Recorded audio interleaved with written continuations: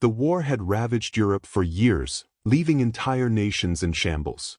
In the wake of the relentless conflict, the people of a small, occupied town in France found themselves crushed under the weight of both destruction and despair. Their homes had been reduced to rubble, their streets once filled with laughter and the hustle of daily life, now silent and eerie. The skies, once a symbol of freedom and hope, were often shrouded in the smoke of burning buildings. The constant air raids, the oppressive patrols of foreign soldiers, and the scarcity of food had transformed the once bustling village into a place of fear and hunger. Their lives had become a fragile thread, hanging precariously between survival and death. In the midst of all this suffering, one thing was certain: there was no end in sight. The German occupiers, cold and efficient in their methods, maintained a strict regime that brooked no disobedience. The civilians were reminded daily that their lives were expendable. They were forced to bow before the invaders, to live in constant fear of arbitrary punishment for the smallest of infractions. If a child dared to play too close to a military post, the consequences could be severe. If a woman looked too long at a soldier, she risked a cruel reprimand. There was no kindness, no humanity in the eyes of the oppressors. The people of the town, who once lived with a sense of community, now lived in isolation, constantly watching over their shoulders, afraid of what might happen next. They had learned to accept this grim existence as their new reality. They had no choice. Their friends, family, and neighbors had been taken away by the Nazis, never to be seen again. Some had been sent to forced labor camps, others executed for speaking out against their captors. The most horrific part of the occupation was the knowledge that at any moment, anyone could be taken. The human cost of the war was not just counted in the number of soldiers killed, but in the endless cruelty inflicted on civilians, families torn apart, and lives ruined. The pain was something they could not escape, and they had long since learned to bear it silently. As time passed, the people of the town grew increasingly disillusioned. They had witnessed the rise of the Nazi regime and its promise of order and strength. They had watched as their neighbors and relatives were forced into compliance, one by one. They had heard the stories of other nations that had fallen under the Nazi banner, and though they had once held out hope that things might improve, that hope had long since faded. The brutal reality of their lives under occupation made it clear that there was no escape from the shadow of the Reich. Even the smallest flicker of resistance was crushed underfoot as the Nazis tightened their grip on the region, sweeping through with unchecked power. Yet even amidst the despair, the civilians clung to the smallest thread of hope, the idea that someone, somewhere, might come to liberate them. But that hope was tempered by the harsh reality of their situation. They had heard rumors of the Allied forces, the British, advancing through Europe. They had heard whispers in the darkened corners of the town about a coming invasion, a wave of soldiers who might one day arrive to free them from their torment.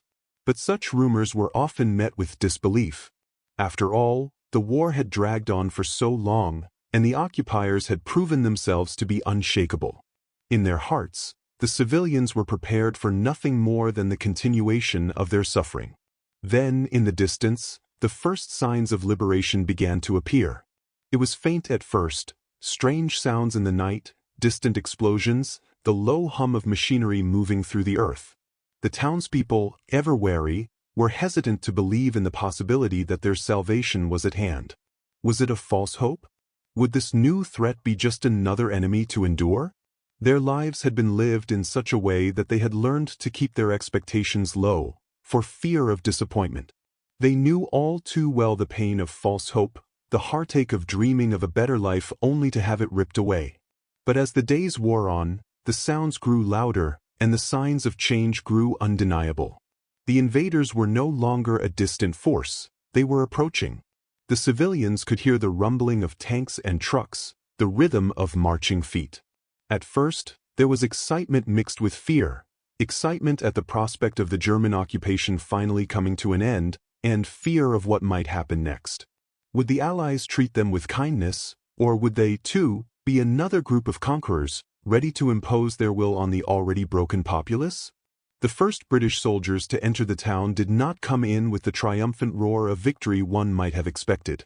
There was no grand parade, no celebration. Instead, they arrived quietly, cautiously. They were battle-worn and weary, much like the civilians they had come to liberate. Their uniforms, though a symbol of strength, were weathered and torn by the years of fighting. They had seen the horrors of war, and now, as they entered the town, they knew they were about to face something they had not anticipated. The civilians, scarred by years of oppression, watched them with a mix of suspicion and anxiety. To them, these soldiers were just another set of occupiers. After all, the people of the town had seen their fair share of strangers in uniform. As the soldiers began to move through the town, the civilians could only watch from a distance, unable to understand what was unfolding before them. At first, they expected the worst: more humiliation, more cruelty, perhaps even retaliation for their presumed role in supporting the enemy. Some of them hid in their homes, others stood by the windows, unsure of what would happen next. The British soldiers did not immediately engage with the civilians, instead focusing on securing the area and neutralizing the last pockets of German resistance. The tension in the town was palpable. Fear was everywhere, thick in the air like a heavy fog. Days passed before the first real interaction took place between the civilians and their liberators. The first words spoken were not those of rage or revenge, as the people had feared. Instead, they were words of respect, words that acknowledged the suffering of the townspeople and their strength in enduring so much. The British soldiers, many of whom had seen the horrors of war firsthand, were not focused on retribution but on rebuilding what had been destroyed. They saw in the eyes of the civilians not enemies, but victims of a greater, darker force. There was no mockery in their actions, no jeering or cruel punishment for those who had been broken by the war. For the people of the town, this was the first sign that they had been wrong.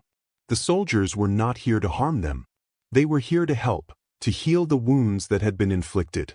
Slowly, very slowly, the civilians began to realize that their captors were now their liberators, and the words that had initially seemed too good to be true began to settle in their hearts. These were not the cruel invaders they had feared, but men who saw them as people, as fellow human beings deserving of respect, despite the war that had torn their lives apart. In that moment, the entire dynamic of the town began to shift. Fear gave way to a flicker of hope.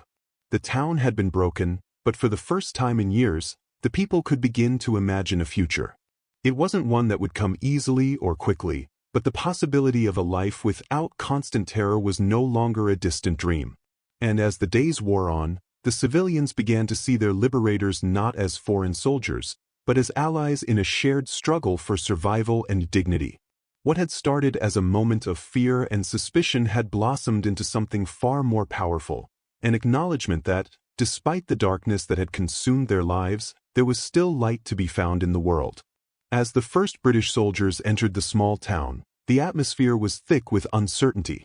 The streets, which had once been filled with the sounds of children's laughter, merchants hawking their goods, and the hum of daily life, were now silent, save for the faint echoes of footsteps. The presence of the foreign troops only added to the tension that had already gripped the town for years under Nazi occupation. The civilians, many of whom had endured years of brutal treatment, were paralyzed by a mixture of emotions: fear, disbelief, confusion, and a reluctant flicker of hope that they could hardly dare to believe in. The town had been under the thumb of the Nazi regime for so long that any signs of change were met with suspicion. The Germans had taught the people not to trust anyone, whether it was their own countrymen or foreign invaders. The residents had seen enough cruelty to know that those who wielded power were rarely merciful. The reality of their situation had conditioned them to expect violence and betrayal, not compassion or relief. In fact, for many, the idea of liberation was a distant fantasy, something they had once dreamt of in their darkest, most fleeting moments, but something they had resigned themselves to never see. The Germans were all they knew, and the harshness of their rule had become the brutal standard of existence. Even the thought of the Allied forces coming to free them seemed like a cruel joke, too far removed from the suffering of their daily lives to be taken seriously. When the British soldiers first appeared on the horizon, it wasn't with the fanfare of a movie scene. There was no blast of trumpets or triumphant march. Instead, they arrived quietly, cautiously, with the wariness of men who had seen their fair share of the ugliness that war left behind. They were a ragtag group, weathered by years of combat, their faces drawn and weary, but their eyes focused and resolute. The uniforms they wore were stained with the dirt and blood of countless battles. They were tired but determined, soldiers who knew their mission and understood the stakes. They had come to liberate the people, but liberation was never a clean, simple process. It came with its own set of challenges, psychological, emotional, and moral.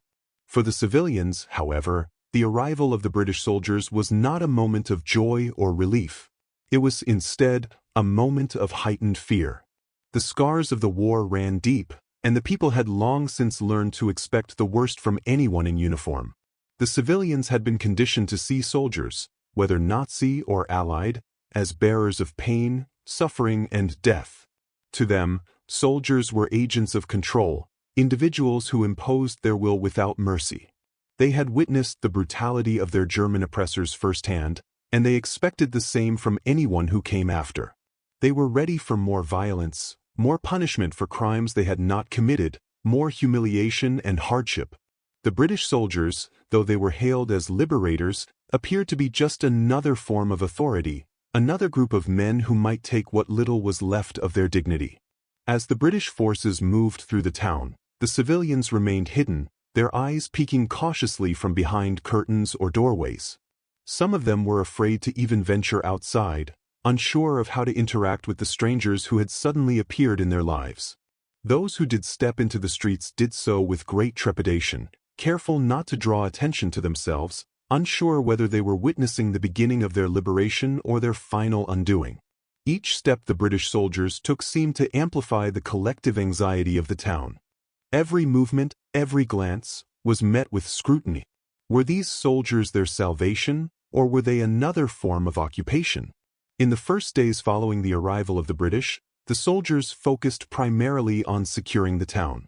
They pushed through the streets cautiously, checking for any remnants of German soldiers or resistance fighters who might pose a threat. The military precision with which they moved was as unsettling as it was efficient. They were not here for grand speeches or heroic gestures. They were here to win a war, to fight a battle that had already cost so many lives. The people of the town could feel the tension in the air, a palpable reminder that liberation was never a straightforward process. While the soldiers moved through the streets with determination, the civilians watched in silence, still unsure of what to make of these foreign forces who had arrived to free them. The British soldiers, however, were not blind to the suffering they had entered into. Many of them had fought their way across Europe, witnessing the destruction and death left in the wake of the war. They knew what war did to people, how it changed them, how it tore apart communities. They had seen entire towns reduced to rubble, the lifeblood of their inhabitants drained by years of conflict. They had seen the fear in the eyes of civilians, the empty faces of those who had survived only to lose everything they had known. The soldiers, though battle-hardened, were still human. And it was that humanity, far more than any military strategy, that would begin to reshape the relationship between them and the people they had come to liberate. In the early days, the British soldiers did not immediately engage with the townspeople. There were no grand speeches, no overt acts of kindness. They were focused on their mission, to ensure the security of the area, to disarm the remaining Nazi forces, and to establish control. But the civilians, accustomed to being treated as little more than collateral damage in the war, had come to expect nothing but harshness from any occupying force. When they did interact with the soldiers, it was with the same guarded distrust they had learned to exhibit for years. The British soldiers, after all, were still strangers, and the scars of the past remained too fresh for any kind of instant trust. But as time passed, something shifted. The soldiers began to notice the brokenness in the eyes of the civilians. They saw the gaunt faces, the frail bodies, the weariness that seemed to permeate every street and every home. They saw the people who had been starving, not just for food, but for a glimmer of hope. And though they had come to liberate, they began to see that their role was not just to drive out the Nazis, but to rebuild something far more fragile, the very spirit of a people who had endured unimaginable hardship. The first real signs of communication came not in the form of orders or commands, but in simple gestures. The British soldiers began to offer small acts of kindness. A soldier sharing a piece of bread with an elderly woman, another gently helping a child who had wandered too close to the soldiers' encampment. These small acts were not part of a calculated strategy. They were simply human acts, moments of connection in a world where human connections had been in short supply. The civilians, who had long since lost faith in the kindness of strangers, began to witness something they had not expected: respect. It was not just in the food they shared or the simple assistance they offered. It was in the way the soldiers spoke to them, gently, with care, with an understanding that transcended military duty. These soldiers, who had seen the worst that humanity could do, were not here to conquer or humiliate. They were here to heal in whatever small way they could. They were not the ruthless invaders the civilians had feared. They were men who understood that liberation was not a moment of triumph but a process, one that required patience, empathy, and trust. Over time, as the soldiers began to interact more frequently with the people of the town, the walls of fear and suspicion began to crumble, if only slightly. It was not an instant transformation. Trust, after all, is not something that can be forged overnight. But the initial tension began to ease. The people, though still wary, started to engage in conversation, if only tentatively. The soldiers listened to their stories, offered words of comfort, and shared their own experiences. Slowly, a bond began to form, not of conqueror and conquered, but of two groups of people who had endured the same war, the same pain, the same suffering. They were not so different after all. In those early days, the soldiers' quiet respect for the civilians set the tone for what was to come. It was clear that they were not just fighting a war against the German forces. They were fighting to restore the very humanity that had been stripped from these people. The British soldiers were not here to mock the broken civilians who had endured so much. They were here to give them something that had been taken from them long ago: dignity. And so, as the soldiers continued their work in the town, the civilians began to see them in a different light. The soldiers, once viewed with suspicion and fear, were now seen as something else, something unexpected. They were a symbol of respect, a reminder that, even in the darkest of times, there was still a flicker of humanity left in the world. And slowly the town began to change. It wasn't a change that came quickly or easily, but it was a change nonetheless, a shift from the fear of occupation to the possibility of recovery. The British soldiers, though they had not yet fully understood the emotional weight of their presence, had begun to offer the one thing the people of the town had desperately needed: respect. And in doing so, they had already begun to change everything. The first real encounter between the British soldiers and the civilians of the small French town was a moment that no one could have anticipated. The tension had been so thick in the air that it could almost be cut with a knife, and the people had steeled themselves for the worst. They were prepared for the kind of tyranny they had lived with for so long: harsh treatment, demands, perhaps even more retribution. In the eyes of many, these British soldiers were not liberators. They were just another set of occupiers, another group of men with guns and uniforms who would come to impose their will on the already broken populace. But instead, what began to unfold before them was something entirely different, a shift so profound that it would change everything. It began with the officer. He was a man of medium height, his face marked by the years of war, but his expression was something new, something different. He had not come here to flaunt victory or rub the suffering of the townspeople in their faces. He wasn't interested in revenge or retribution. He was here to help, to offer the kind of compassion and respect that had long been absent from their lives. As he stepped into the town square, the people gathered in small groups, hesitant and fearful, their eyes darting between each other and the strangers in uniform. For a moment, there was only silence. The British soldiers stood in a loose formation, weapons still in hand, but their stance was not one of aggression. It was more as if they were waiting for the people of the town to decide how they would respond to the situation. The officer stepped forward, his boots crunching softly on the dirt beneath him. His voice, when it came, was calm, clear, and unassuming, with none of the arrogance or authority one might expect from a conquering force. He did not begin by issuing orders or demands. Instead, he acknowledged them in a way that the civilians had not expected from any invader. He spoke of the suffering they had endured, of the hardship they had lived through, and of the strength they had shown. He acknowledged the human cost of the war, the personal toll it had taken on the town, the families torn apart, the lives lost. But what struck the townspeople most profoundly was the way he spoke to them, not as subjects or victims, but as people, as human beings who had been broken by the same war that had brought him here. The officer's words were simple, but they carried weight. In a war that had stripped people of their dignity, his words were a restoration, an act of recognition that the people of the town had not even realized they needed. He spoke of the British soldiers' mission, not as a military objective, but as an opportunity to heal and to rebuild, to restore what had been destroyed. He made it clear that the soldiers were not here to lord over them or treat them as subjugated people. Instead, they had come to offer respect, to honor the people who had survived the worst of human cruelty.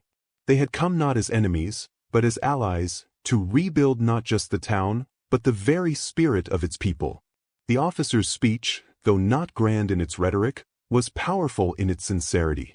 For the first time in years, the people of the town began to hear words of respect instead of mockery, of understanding rather than judgment.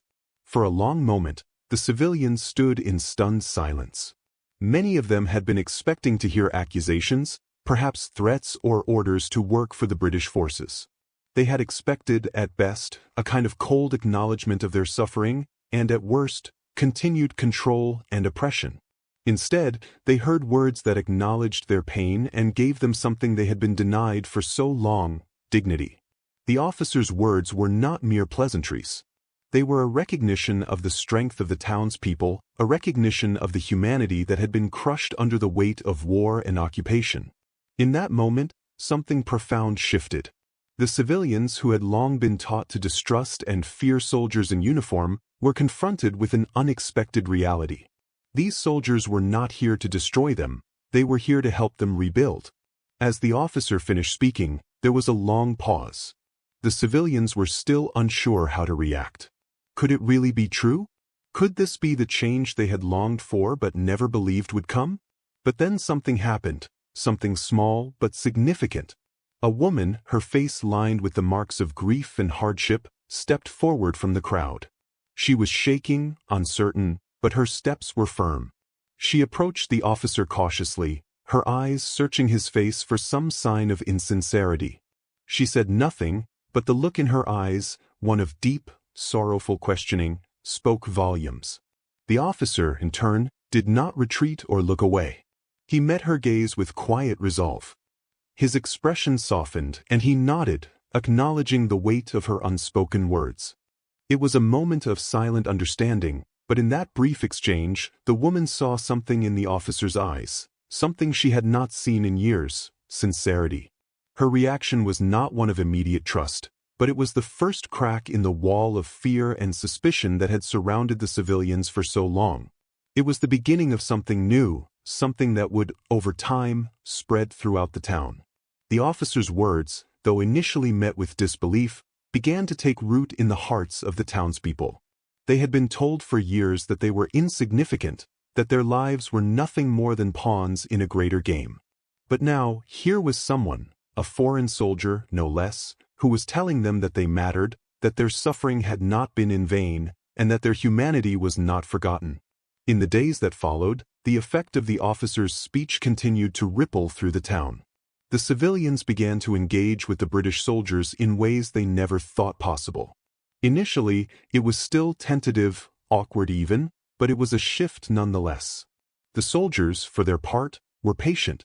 They understood that trust was not something that could be earned in a moment, but rather something that had to be built, brick by brick, over time.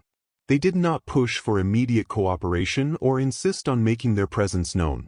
Instead, they let the townspeople come to them. Some began to approach the soldiers with simple requests, asking for food, for help with rebuilding their homes, or for news of the war beyond the town's borders. The soldiers, though still focused on their mission, answered these requests as best they could, offering small gestures of kindness that spoke volumes in their sincerity. At the same time, the civilians began to share their stories. The men and women who had endured years of occupation, the children who had known nothing but the sound of bombs and the sight of soldiers in their streets, slowly began to open up. Their voices were quiet at first, hesitant, but there was a shift in the atmosphere.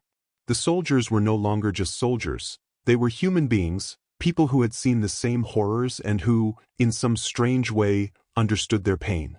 And so, the civilians began to speak, not just of their suffering but of their hopes, their dreams, and their lost futures.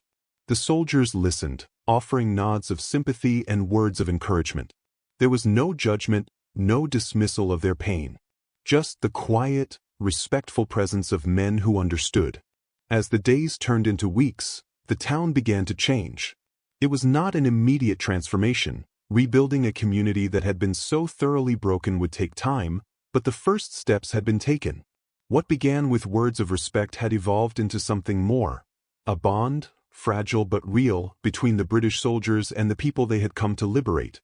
The officers and soldiers understood that their mission was not simply to defeat the enemy, but to heal the wounds of war that ran deep in the hearts of the civilians. The townspeople, for the first time in years, began to believe that they might have a future, that they could rebuild, not just their homes, but their sense of identity and community. In those early days, it was impossible to say where the path would lead. Trust, after all, is not easily given, and the scars of war run deep. But the officers' words had ignited a spark, a glimmer of hope in a town that had long been lost in the shadows of occupation. The simple act of speaking with respect, of acknowledging their humanity, had changed everything. And as the British soldiers continued to work alongside the civilians, those first fragile connections began to grow stronger, transforming the town from a place of fear and uncertainty to one of cautious optimism. It was a slow process, one fraught with difficulty, but it was a process of healing, a process that had started with just a few words of respect, but which would go on to transform the very soul of the town. As the days turned into weeks, a quiet transformation began to take place in the small French town that had long been plagued by the heavy hand of occupation. The British soldiers, whose arrival had once been met with suspicion and fear, had slowly but surely become something more, something far beyond what anyone could have anticipated. The seeds of change that had been planted with words of respect were now beginning to bear fruit. It was not an overnight miracle. It was a gradual, delicate shift, but a shift nonetheless. The civilians, who had lived for so long in the shadow of violence, oppression, and despair, were now beginning to see the first glimpses of a different future, a future where they might reclaim their humanity, rebuild their lives, and perhaps, in time, find peace again. The early interactions between the British soldiers and the townspeople had been tentative at best. The civilians, still haunted by the trauma of occupation, had struggled to believe that the kindness they were receiving was anything more than a temporary reprieve. The soldiers, for their part, were equally cautious, aware that the people they had come to liberate were not just physically broken by the war, but emotionally and psychologically scarred as well. Both sides had been through too much to expect immediate trust or camaraderie. But over time, the soldiers began to understand that their role was not just to drive out the remaining German forces, but to rebuild the broken fragments of the town and, more importantly, the shattered spirits of its people. What had started with the officers' words of respect began to take on a life of its own. It was no longer just a matter of British soldiers helping the civilians out of a sense of duty or military strategy. It had become a matter of shared humanity.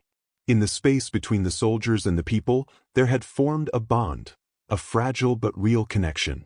It wasn't the kind of bond one might expect between conquerors and the conquered, or between occupiers and the occupied. It was something far subtler, more complex. It was a bond born of mutual understanding, born out of the realization that, despite the different uniforms and flags, they had all suffered in the same war, under the same circumstances. They had all lost something, some more than others, but they had all been changed by the brutality of the conflict in ways that could not be easily put into words. The civilians, once hesitant to interact with the soldiers, began to approach them more freely. They still approached with caution, of course, but the walls of fear and distrust that had once been so thick had begun to erode. Some civilians, those who had lived through the worst of the occupation, still found it difficult to believe that they had truly been liberated. They could not shake the feeling that this, too, was just another form of domination, another set of conquerors ready to take their place in a long line of oppressors. But more and more, the majority of the townspeople began to see something different. They began to see the soldiers as more than just a foreign force. They began to see them as men, just like themselves. Men who had witnessed death and destruction, men who understood what it meant to be broken, men who could see their suffering and acknowledge it without judgment. It was in the small acts of kindness that the soldiers began to show their true character. It wasn't just about giving food or supplies, it was about the way they treated the civilians. A soldier would stop to help a child carry a bundle of firewood, not out of obligation, but because he saw a child who needed help. Another would stop to share a cigarette with an elderly man who had been too proud to ask for anything. It wasn't grand gestures or acts of heroism that mattered most. It was these small, human moments. Moments where the soldiers treated the civilians as equals, as people who had endured the same suffering, the same hardships. In these moments, something was restored. A trust was being built, not quickly, not easily, but surely. The civilians, for their part, began to offer more than just their thanks. They began to offer their stories.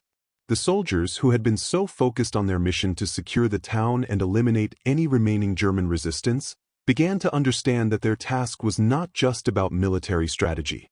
It was about rebuilding the community that had been shattered by years of war and occupation. The civilians began to open up to the soldiers in ways that had once seemed impossible.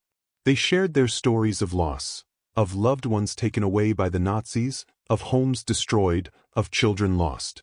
They spoke of the hunger they had endured, of the cold nights spent huddled in dark corners, of the constant fear of death that had hung over them like a dark cloud. Some of the civilians even spoke of their complicity in the occupation, how they had been forced to make impossible choices, how they had had to cooperate with the Germans just to survive. The soldiers listened to these stories with the same kind of respect they had shown from the beginning. They did not judge, they did not question or offer empty words of consolation. They simply listened, offering what comfort they could with their presence. Some soldiers, particularly those who had fought in other parts of Europe, shared their own experiences as well, of battles fought, of comrades lost, of the toll that war had taken on them. And in this exchange of stories, a bond was forged, not just of soldiers and civilians, but of human beings who had lived through the same war, who had been scarred by the same conflict, and who now found themselves standing together, in a moment of fragile peace, amidst the rubble of what had once been. In time, the town began to recover, not just physically but emotionally. The soldiers, who had initially come with the singular goal of liberating the people from German occupation, now found themselves in the role of rebuilding something far more fragile, the spirit of a community. It was not something that could be fixed overnight. The wounds of war ran deep, and the scars would never fully fade. But there was a palpable sense of change in the air. The people, once hollowed out by years of fear and oppression, began to reclaim their dignity. They began to speak again, to gather in the streets, to exchange stories and laughter, things they had not done in years. Children who had grown up under the shadow of war, who had known nothing but fear, began to play again in the streets, albeit with a caution that would never entirely leave them. The British soldiers, for their part, continued their work with a new sense of purpose. They were no longer just liberators in the traditional sense. They had become partners in the rebuilding process. They helped the townspeople clear the debris from their homes, helped them dig through the rubble to find remnants of their lost possessions. They assisted in gathering food, in setting up makeshift kitchens, in rebuilding the infrastructure of the town, things that had been damaged or destroyed during the occupation. They were no longer seen as foreign invaders, but as part of the community, working side by side with the civilians to restore what had been lost. But the most profound change was perhaps in the way the soldiers interacted with the civilians. What had begun as a moment of formal respect had evolved into a deeper, more personal connection. The soldiers no longer simply saw the people of the town as victims of the war. They began to see them as people with lives, with histories, with dreams that had been stolen from them. The civilians, in turn, began to see the soldiers as men who were just as broken by the war as they were, men who had witnessed the same horrors, men who had come to offer more than just military might, but something far more valuable: respect, dignity, and an acknowledgement of their shared humanity. It wasn't a perfect process. There were still moments of tension, of doubt, of miscommunication. The scars of war were not easily healed, and the wounds ran deep. But the difference was that now there was a sense of possibility, a sense that something could be rebuilt, not just in the town, but in the hearts of the people. The town, which had once been broken and desolate, now began to feel like a place where life could return. It wasn't the same life that had existed before the war, of course. Too much had been lost for that. But there was hope, however fragile it might have seemed. And it was a hope that had come not from grand promises or military victories, but from simple acts of kindness, from the recognition of each other's humanity, and from the quiet, shared effort to rebuild a life from the rubble.